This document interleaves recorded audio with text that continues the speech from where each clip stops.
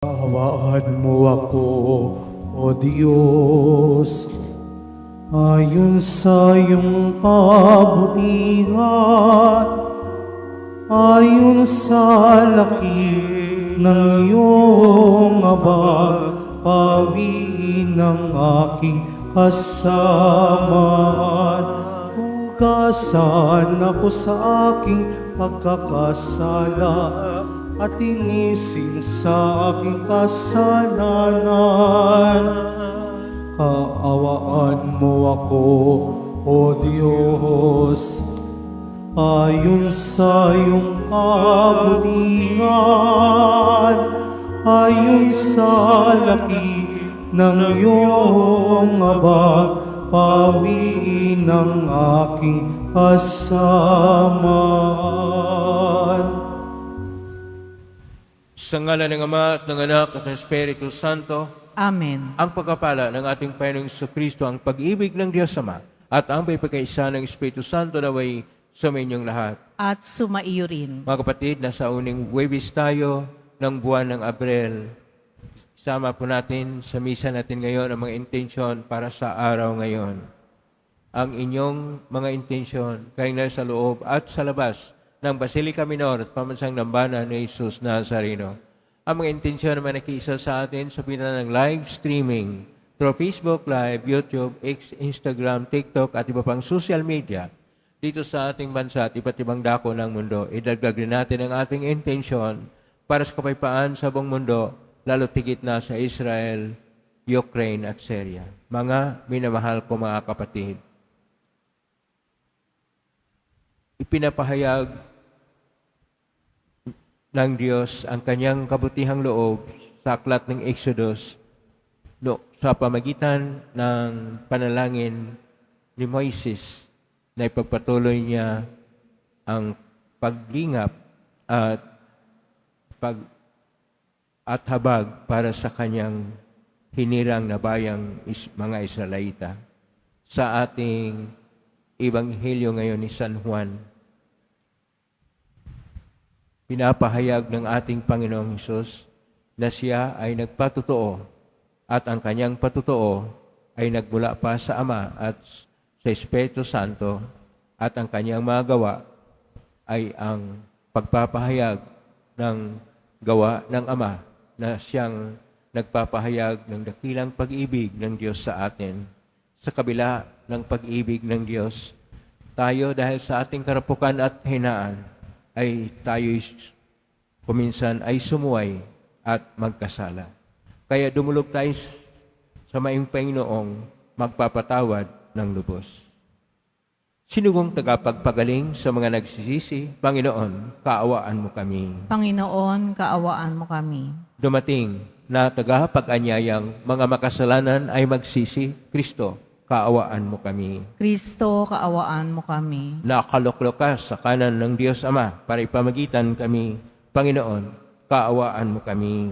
Panginoon, kaawaan mo kami. Kaawaan tayo ng makapangyarihang Diyos, patawarin tayo sa ating mga kasalanan at patnubayin tayo sa buhay na walang hanggan. Amen. Manalangin tayo.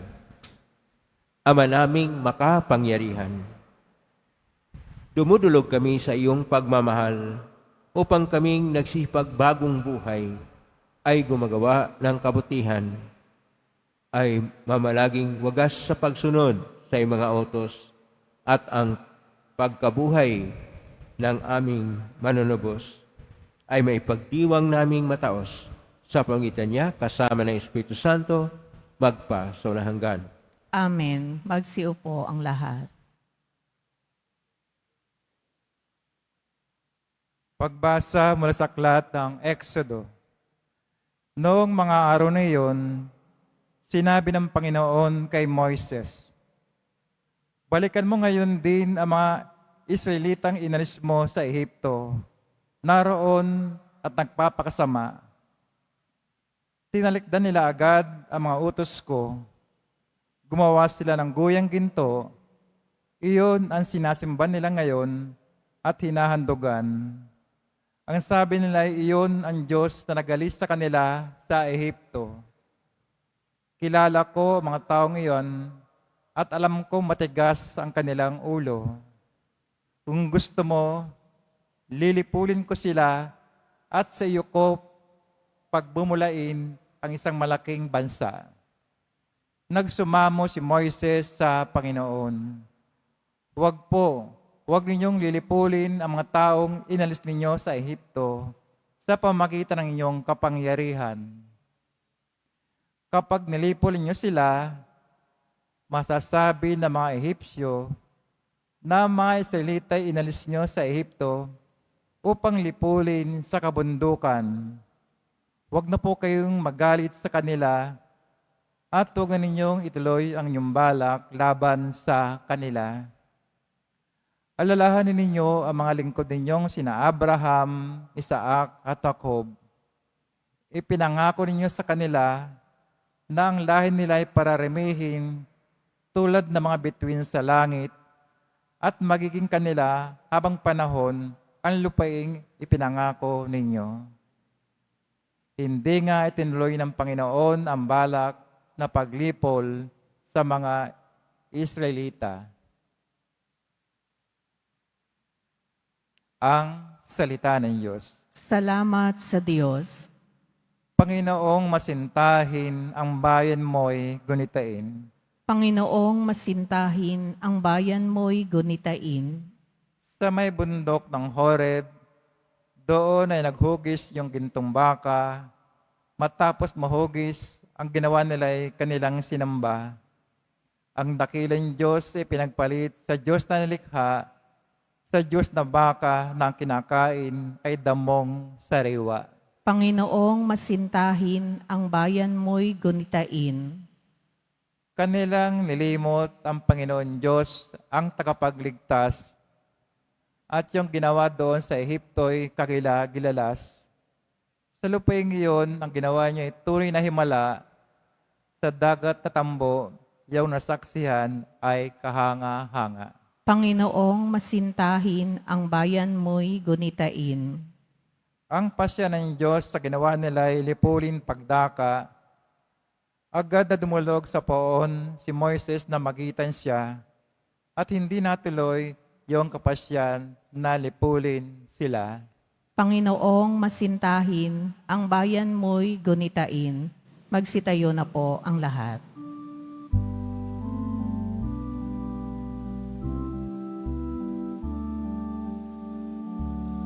Nagpupuri kami sa'yo, Panginoong Jesucristo. Nagpupuri kami sa'yo, Panginoong Jesucristo. Pag-ibig sa sanlibutan, ang Diyos ay gayon na lamang Kanyang anak ibinigay upang mabuhay kailanman ang nananalig na tunay. Nagpupuri kami sa'yo, Panginoong Jesucristo. Sumainyo ang Panginoon. At sumaiyo rin. Ang mabuting balita ng Panginoon ayon kay San Juan. Papuri sa iyo, Panginoon. Noong panahon yon, sinabi ni Jesus sa mga Hudyo, kung ako lamang ang nagpapatotoo tungkol sa aking sarili, huwag ninyong tanggapin. Ngunit may ibang nagpapatotoo tungkol sa akin at totoo ang kanyang sinasabi. Nagpasugo kayo kay Juan at nagpatotoo siya tungkol sa katotohanan. Hindi sa kailangan ko ang patotoo ng tao. Sinasabi ko lamang ito para maligtas kayo. Si Juan ay parang maningas na ilaw na nagliliwanag noon at kayo'y sandaling nasiyahan sa kanyang liwanag. Ngunit may patotoo tungkol sa akin na higit sa patotoo ni Juan. Ang mga gawang ipinagawa sa akin ng Ama ay siya kong namang ginaganap. Yan ang nagpapatotoo na ako'y sinugo niya. At ang Amang nagsugo sa akin ay nagpatotoo rin tungkol sa akin. Kailanmay hindi ninyo narinig ang kanyang tinig at nakita ang kanyang anyo. Walang pitak sa inyong puso ang kanyang salita, sapagkat hindi kayo nanalig sa akin na sinugo niya. Sinasaliksik ninyo ang mga kasulatan. Sa paniwalang doon ninyo matatagpuan ang buhay na walang hanggan. At ang mga ito ang nagpatotoo tungkol sa akin, ngunit ayaw naman ninyong lumapit sa akin upang kayo'y magkaroon ng buhay. Hindi ako naghangad ng parangal ng mga tao, ngunit kilala ko kayo. Alam kong wala kayong pag-ibig sa Diyos. Naparito ako sa ngalan ng aking Ama at ayaw ninyo akong tanggapin. Kung may ibang pumarito sa kanyang sariling pangalan, siya'y inyong tatanggapin. Ang hinahangad ninyo'y ang parangal ng isa't isa at hindi ang parangal na nanggagaling sa isang Diyos.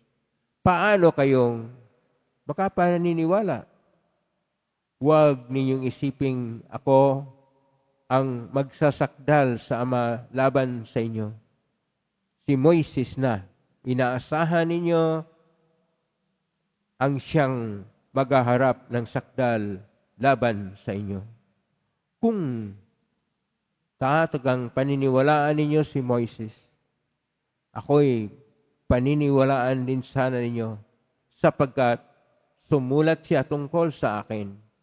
Ngunit kung hindi ninyo pinaniniwalaan ang mga sulat niya, paano ninyong paniniwalaan ang mga sinasabi ko?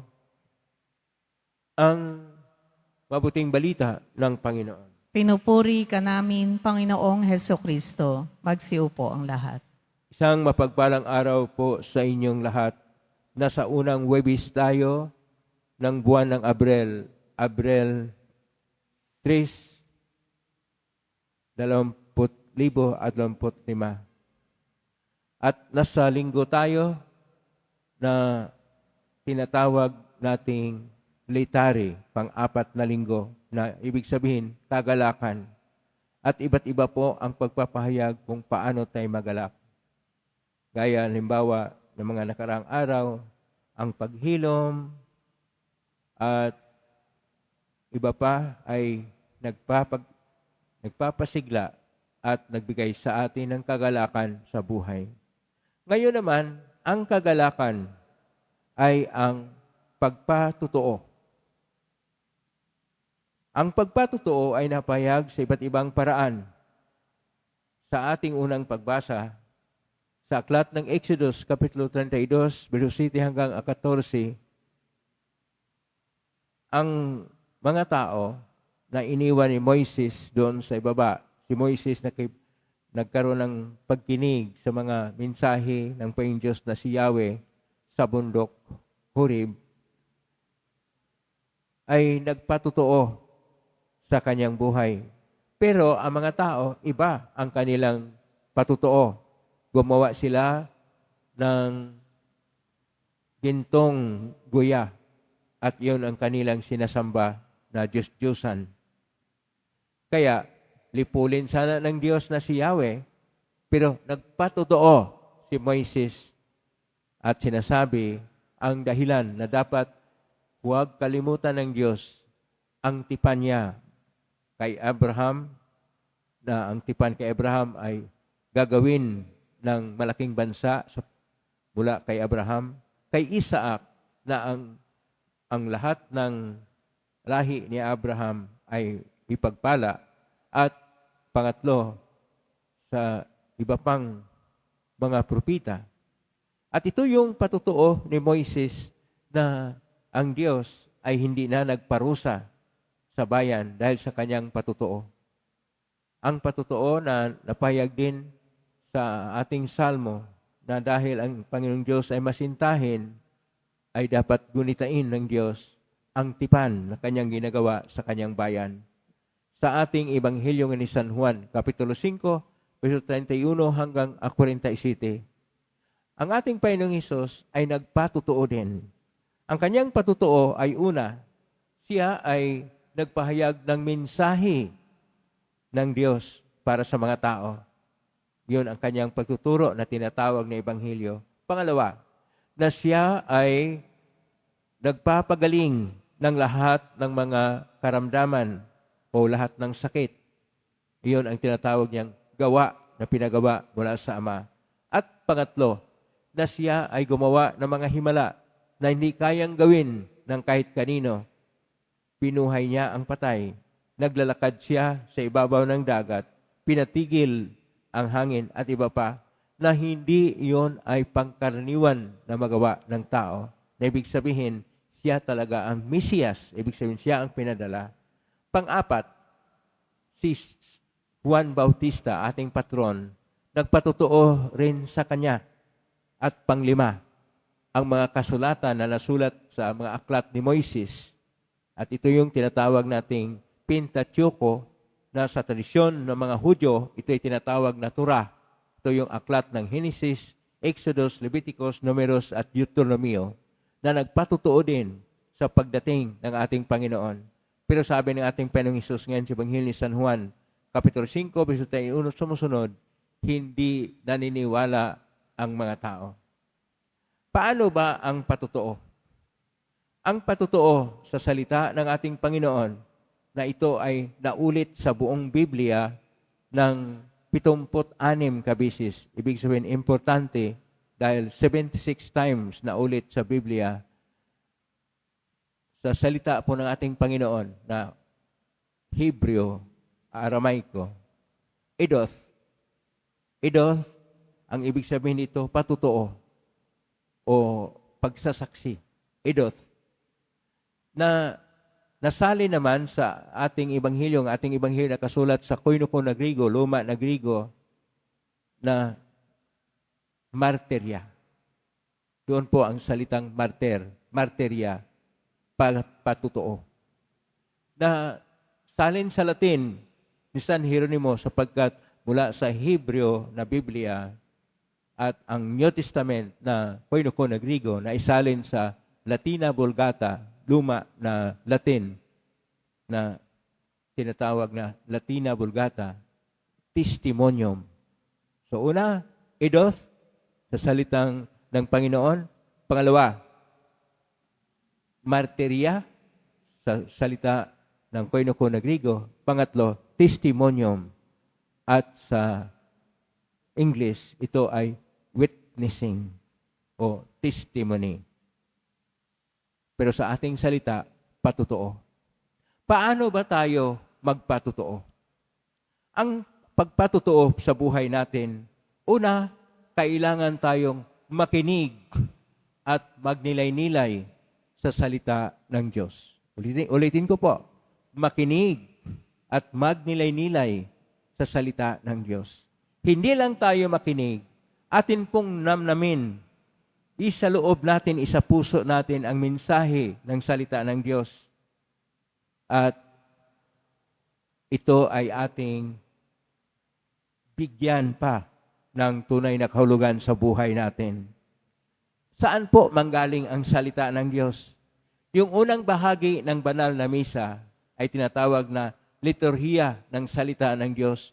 Doon po natin napakinggan ang salita ng Diyos. Pero ang salita ng Diyos ay atin ding mabasa sa Biblia.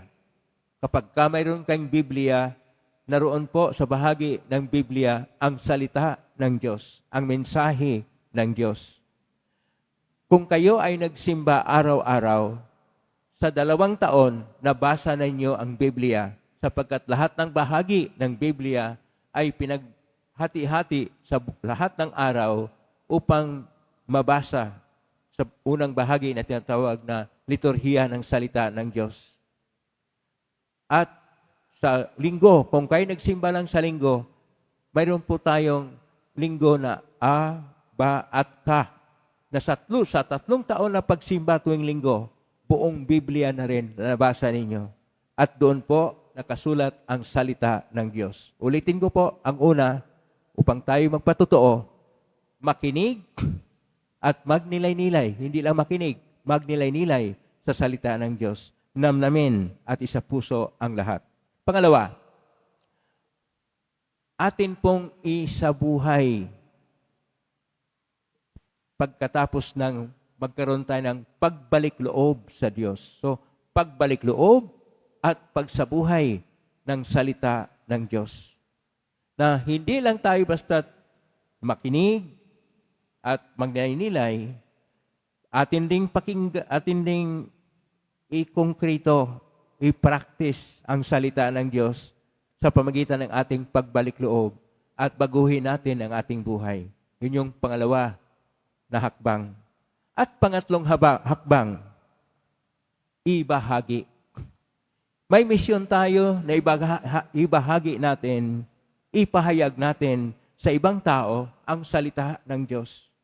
Ngayong taon ng Jubileo 2025 na Pilgrims of Hope, ang kalakbay natin sa may pag-asa, tayo ay magkakaroon ng pagbabahagi ng ating natutunan sa ating pagninilay sa salita ng Diyos, sapagkat ang pananalig natin, ang ating panampalataya na naibahagi ay siyang maging dahilan at kapangyarihan na yumayabong, umuunlad pa, sumisigla pa ang ating marubdob na pagpapahayag ng ating pananalig sa Diyos. Sapagkat ang pananalig o panampalataya na nasa iyo lang at hindi mo ibinabahagi o hindi ka nagkaroon ng misyon sa pagpapahayag ng salita ng Diyos sa ibang tao, ay naitago mo at hindi ito lalago, hindi ito magkaroon ng pagyabong sa iyong buhay. Kaya ito po ang tatlong hakbang upang tayo magkaroon ng patotoo. Una, pagkinig at pagnilay-nilay.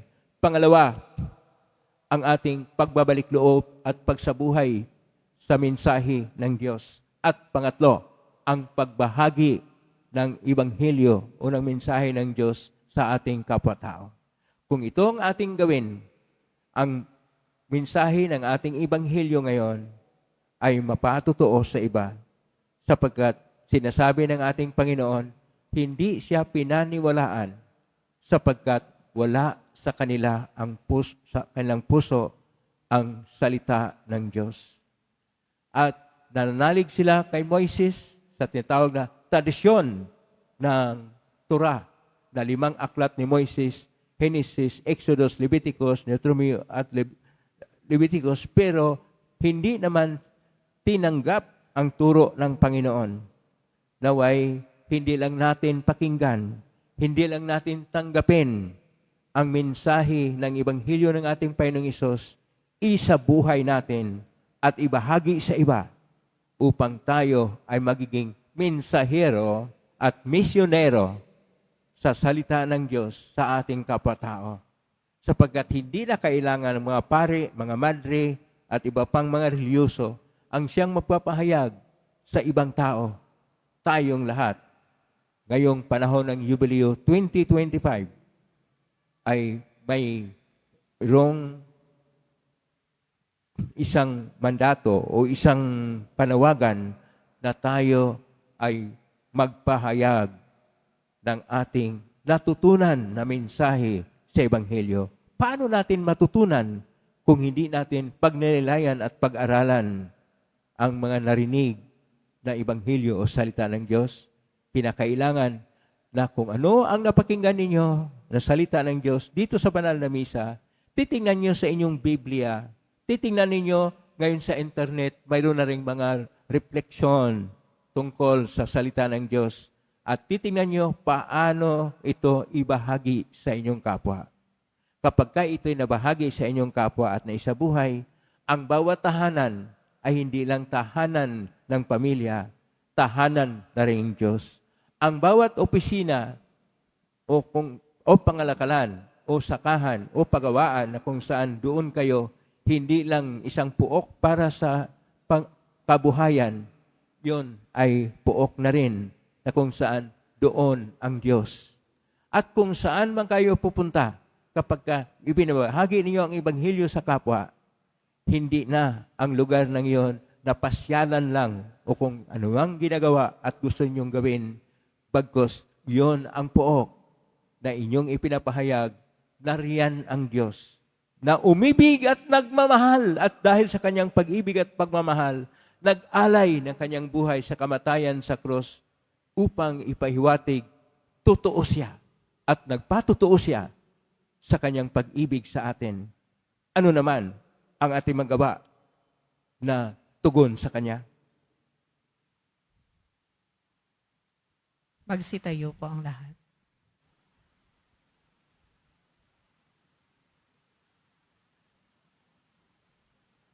Minamahal ko mga kapatid, madalas ay lumilihis tayo sa daan ng Panginoon.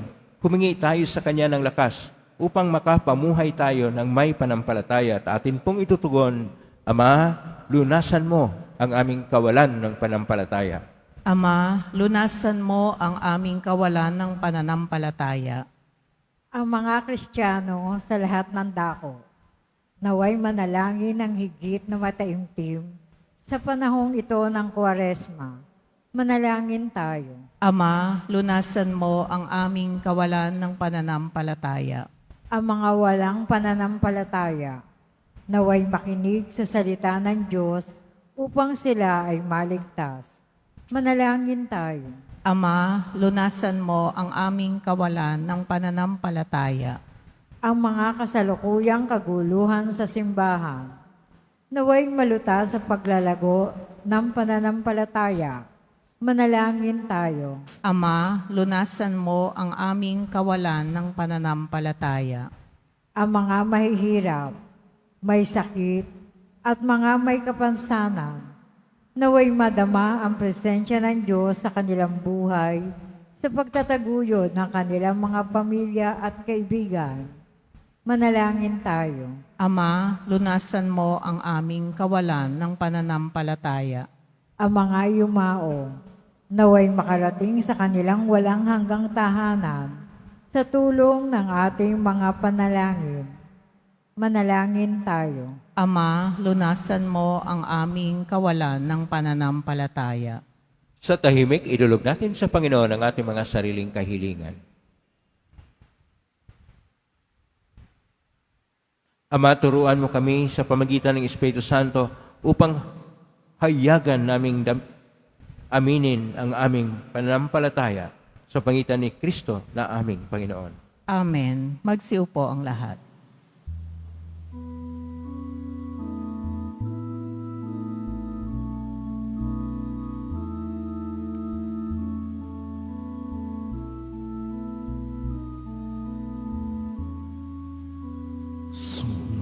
Sumasamo kami sa iyo, buong rapatin yaring alay. Panginoon, tanggapin mo itong alak at tinapay. Magsitayo po ang lahat. Manalangin kayo kapatid upang paghain natin ay kalugdan ng Diyos amang makapangyarihan. Tanggapin nawa ng Panginoon itong paghahain sa iyong mga kamay, sa kapurihan niya at karangalan, sa ating kapakinabangan at sa buong sambayanan niyang banal. Ama naming lumikha, sa aming paghahain ng mga alay na ito, kami naway dalisayin sa aming kahinaan at patibayin nawa sa iyong kakayanan sa pamagitan ni Kristo kasama ng Espiritu Santo magpa sa walang hanggan. Amen. Sumainyo ang Panginoon. At sumayo rin. Itaas sa Diyos ang inyong puso at diwa. Tinaas na namin sa Panginoon. Pasalamatan natin ang Panginoong ating Diyos. Marapat na siya ay pasalamatan. Ama naming makapangyarihan, tunay ng marapat na kay aming pasalamatan sa pangitan ni Kristo na aming Panginoon. Sa aming kusang pagtitiis ng hirap, tulungan mong aming may tumpak ang kinamas ng pagsalungat sa panagutang iyong iniatas. Sa aming pagtulad sa anak mong mahal na nagpakasakit para sa tanan, ang pagsisikap namin iyong kinalulugdan at ang pagkapakabuti namin iyong ikinararangal. Kaya kaisa namang helsi si awit ng papuri sumpay sa kalangitan, kami nagbubunyi sa kadakilaan. Santo, Santo, Santo, Panginoong Diyos ng mga hukbo, napupuno ang langit at lupa ng kadakilaan mo, o sana sa kaitaasan. Pinagpala ang naparirito sa ngalan ng Panginoon, o sana sa kaitaasan. Magsiluhod ang lahat. Ama naming banal, ikaw ang bukal ng tanang kabanalan. Kaismitan ng Espiritu yung banal ang makaloob na ito upang para sa aming maging katawan at dugo ng aming Panginoong Kristo. Bago niya pinagtiisang kusang loob na maging handog, hinawakan niya ang tinapay, pinasalamatan kanya, pinaghati-hati niya yon, iniabot sa kanyang malagad at sinabi, "Tanggapin ninyong lahat ito at kanin. Ito ang aking katawan na ihandog para sa inyo."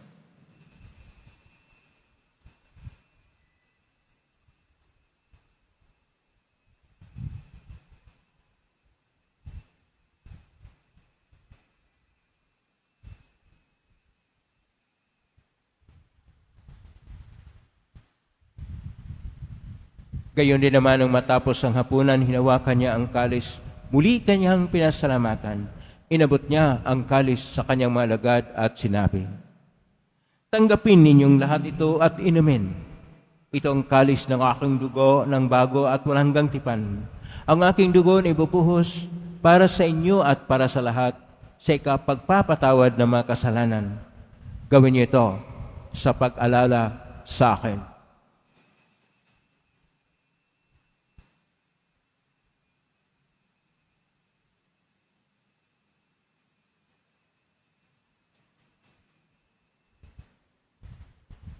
Magsitayo po ang lahat. Ang misteryo ng pananampalataya. Si Kristo'y namatay, si Kristo'y nabuhay, si Kristo'y babalik sa wakas ng panahon. Ama, ginagawa namin ngayon ang pag-alala sa pagkamatay at muling pagkabuhay ng anak, kahit naalay namin sa iyo ang tinapay nagbibigay buhay at ang kalis na nagkakaloob ng kaligtasan. Kami nagpapasalamat dahil kami narapat na tumayo sa harap mo para maglingkod sa iyo. Isinasamo namin kaming magsasalo-salo sa katawan at dugo ni Kristo ay mabuklod sa pagkakaisa sa pamagitan ng Espiritu Santo. Ang malingapin simbahang laganap sa buong daigdig, pususin mo kami sa pag-ibig kaisa ni Francisco na aming Papa at ni Jose na aming Obispo at ng Tanang Kaparian. Alalahanin mo rin mga kapatid naming nahimlay na may pag-asang sila'y muling mabuhay, gayon din ang lahat ng mga pumanaw. Kaawaan mo sila at patuloyin sa iyong kaliwanagan. Kawanudapatin kaming lahat na makasalo siyang buhay na walang wakas. Kaisa ng mahal na Berhen Maria na ina ng Diyos, ng kabiyak ng puso niyang San Jose, kaisa ang mga apostol ni San Juan Bautista, ni San Roque, ni San Lorenzo Ruiz de Manila, ni San Pedro Calungsod at ng lahat ng mga banal na namuhay sa daigdig ng kalugod-lugod sa iyo, may pagdiwang nawa namin ang pagpupuri si karangal mo sa pangitan ng anak na aming Panginoong Jesucristo.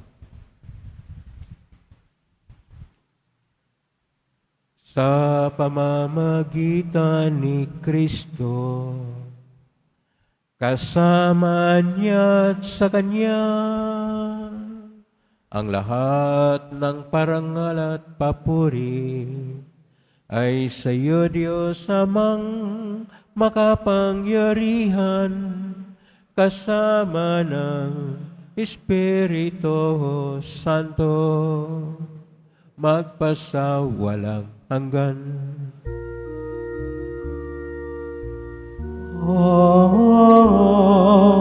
Amen. Amen. Sa tagubilin ng karing nautos sa turo ni Jesus na pay natin at Diyos, ipahayag natin ng lakas loob. Ama namin, sumasa langit ka, sambahin ang ngalan mo. Mapasa amin ang kaharian mo, sundin ang loob mo dito sa lupa para nang sa langit.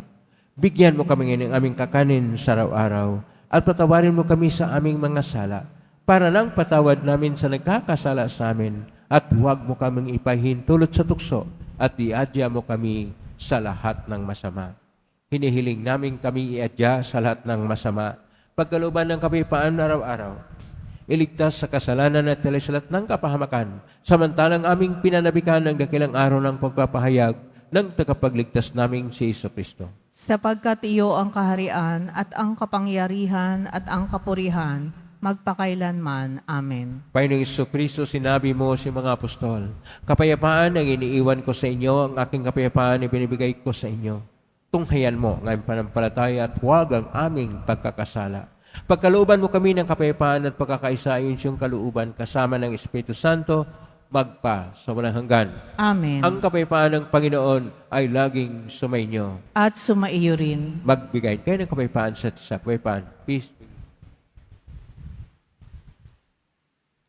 Kordero ng Diyos na nag-aalis ng mga kasalanan ng sanlibutan, maawa ka sa amin. Kordero ng Diyos na nag-aalis ng mga kasalanan ng sanlibutan, maawa ka sa amin.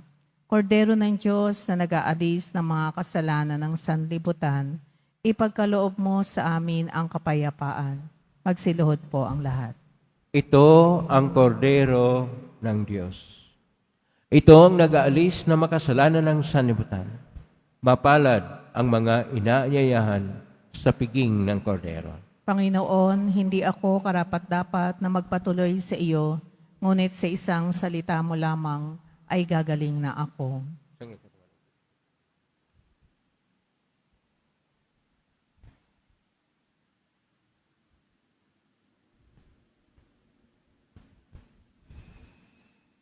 Para sa lahat ng tatanggap ng banal na komunyon, sasagot po tayo ng Amen. Pagkasabi ng pari o ng lay minister ng katawan ni Kristo at isubo agad sa bibig bago umalis sa harapan ng pari o ng lay minister, sumunod po tayo.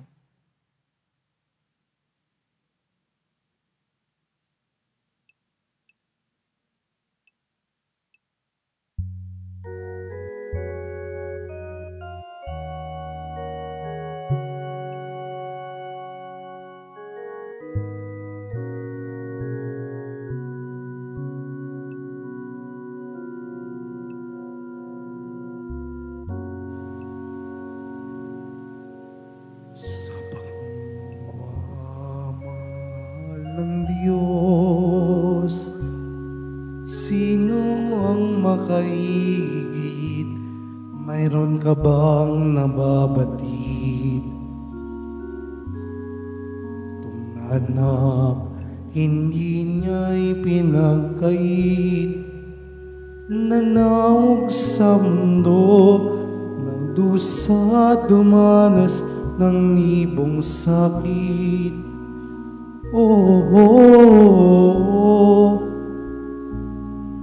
Purihin ka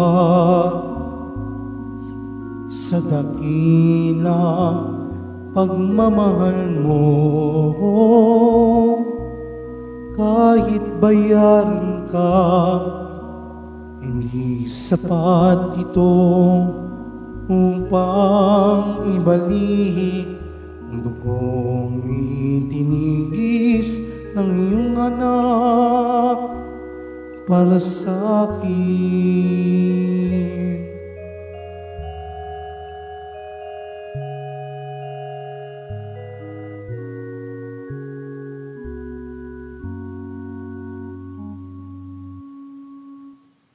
Announcement.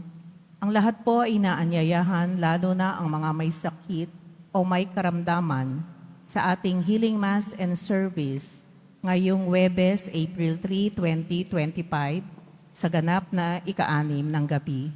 Makiisa po tayo. Pagkatapos ng misa, wiwisikan po ang lahat ng banal na tubig. Pinakikiusapan ang lahat na manatili lamang muna sa inyong mga lugar Tanging sa Quezon Boulevard o sa Plaza San Juan lamang ang labasan ng lahat. Sumunod po tayo. Maraming salamat po sa inyong pagdalaw at pagsisimba sa Basilica Minor at Pambansang Dambana ni Jesus Nazareno. Magsitayo na po ang lahat. Manalangin tayo. Ama naming mapagmahal, ang tinanggap naming banal na pakikinabang ay siya nawang magpalaya sa amin sa kasalanan upang ang dinadala namin sa budhi ay gumaan at ang ganap na kagalingan ay aming makamtan sa pangitan ni Kristo kasama ng Espiritu Santo magpa sa walang hanggan. Amen. Maraming salamat po sa inyong pagdalaw sa tahanan ng ating Poong Jesus Nazareno.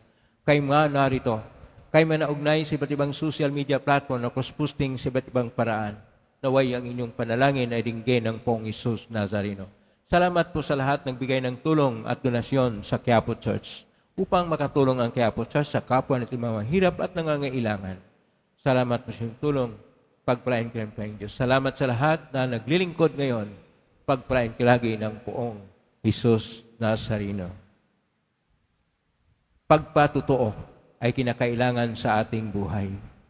Magpatotoo tayo, hindi lang sa pagkinig, pagnilay-nilay, at pagsabuhay sa ating napakinggan sa Ebanghelyo. Ibahagi natin sa iba. At ito ang ating misyon. Ngayon na po ang pusbas. Mangyari po namin itas bagya, may bagay ng pusbasan. Sumainyo ang Panginoon. At sumayo rin. Mahal na pong Jesus Nazareno, inihayag mo sa mitan ng cross ang walang maliw na pag-ibig ng Diyos sang katauhan. Pakinggan mo ang kahilingan, lalo na para sa mga ilangan ng iyong tulong at awa.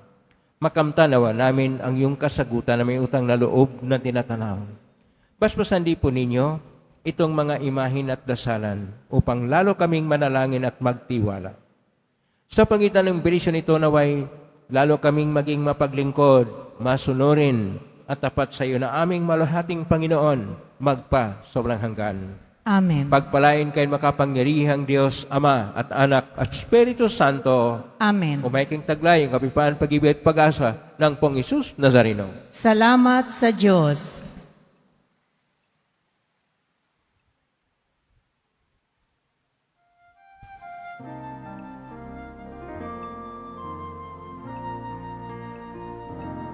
Nuestro Padre Jesus Nazareno, sinasamba ka namin,